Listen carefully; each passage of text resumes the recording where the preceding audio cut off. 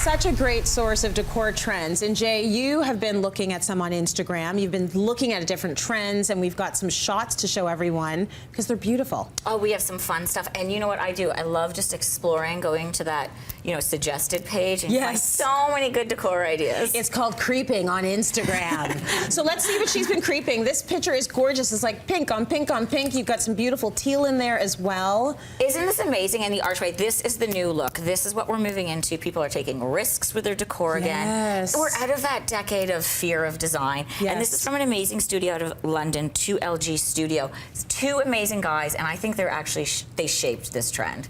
You think so? Oh, for sure. It's very like South Beach, again, kind of reference to Mexico City in the 80s, but done kind of with that like 1950s vibe too. It's a real cool mix. That is a cool mix. Okay, let's take a look at another shot that's giving you some decor inspo. I call this Malibu Barbie's bedroom. And again, this is from 2LG Studio out of London. It's fun, it's flirty, it's bold. You know, we're seeing color. But it's done in a way, you think of all the bedrooms in the decor in the 50s when people went over the top. Yes. It is back. And really I love it. Back. We're having fun. I feel like it's back, you know, it's slightly more sophisticated, but then again, when we look back 10 years from now, we'll be like, what were we thinking? But at the moment, it looks kind of cool. And then 30 years, you look back and you're like, oh, it's amazing. It's so good. Okay, let's take a look at another shot now from Instagram. I love this. This I am obsessed with. This is Uticon Gurkakon. Wow. I think I got Gurkakon. Okay. His IG is UT Kang. He is an unreal designer, and he is from, again, London, but that was in Mexico City, and I love it. That was a kitchen. I know. And it's about entertaining again. It's about being sophisticated. I want us to move in this direction. All of us, please. All of us need to go there. And we sort of are taking baby steps because now we're doing, colored appliances again. And, you know, people are experimenting with black, having black fixtures and all of that. So we're getting there. This is another one. It's a beautiful, I mean, the ceiling's gorgeous, but also the light fixture is beautiful in this picture. And so you took some decor inspo from this. I did. You can actually make this at home. You can do this as a DIY, and we're going to show you how. Well, she's going to show you how. Exactly. And with mine, I didn't put the actual light in it, but you could. I just wanted it more as a mobile in the corner. Yeah, totally. But you can add lights. You can do 2 layers. So let's get started. Actually, we're going to start over here. What do you need? So this is beautiful. You've got all these bowls of beads. So you need a ton of wooden beads. I like to work with 7 to 9 sizes. Okay. Here's my thing though, because I am always learning when I DIY. Make sure the beads have the holes in them. On both sides. Some of the ones I purchased didn't, so I had a lot of fun with my drill. And also make sure the beads, the hole is a good size that you can get a decent sized sewing needle through it. Right, okay, because you're going to have to be stringing these up in order to make the light fixture. Exactly, so I always just want to learn from my mistakes, people, not from yours. Right. And then I like to sketch it out. So you're going to do 3 strands, a short, a medium, and a long, so you know what order your beads go in. Okay. And you know, if you've got kids, this is where little hands come in really helpful when you're stringing them.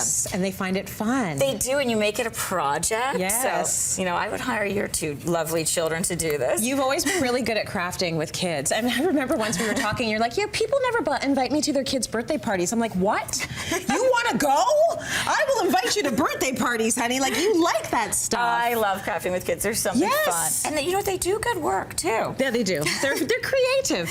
Okay, so this is an example of what you have when you've got all 3 strung up. Isn't that lovely? I would actually wear this to a party. Oh, I know, and you can paint, you can add accent colors. So when you're doing them and hanging them, I like to start with the largest one on the outside. Yes. And please note the painter's tape on the top. That just keeps everything kind of locked in, and you take it off when you hang it up. Oh, I was going to ask you about that. Okay, that's a great thing to do. That's smart. I liked to make a bunch of these first. So measure out how many I needed. Yeah. And you know, you just use a really simple, it's an embroidery hoop, pretty much. So you're going to use the smaller one on the inside. I measured it out and divided where I'm going to hang them. Smart. And then start with the largest and work in. Put a little glue from the glue gun on the inside, not on the outside, because of course you want the larger ring to go around.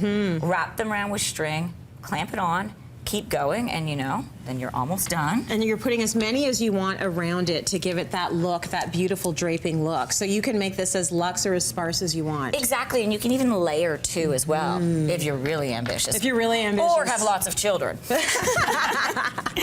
So next up, you're gonna take your larger embroidery hoop. It's gonna go around there. Okay. And you just lock it in at this point.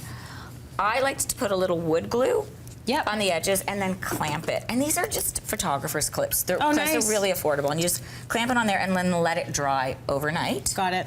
And then if you want to hang it, just chain is probably the best bet to go. And you can just mark and drill holes through the two of them, hook it on, get your chain up, and you are ready to rock and roll. This was, okay, can we just sort of estimate price here? Okay, so here's the thing, and this is why I DIY. This is gonna cost you about $500, $300 to $500. How? Which the beads are actually quite expensive. Oh, it's the beads. You might be able to save if you shop online. Yes. It's a little bit easier sometimes. Okay. Or, you know, Michael's has them. But DIY, a lot of times we think it's like, you know, quick, cheap, and dirty, and it doesn't have to be.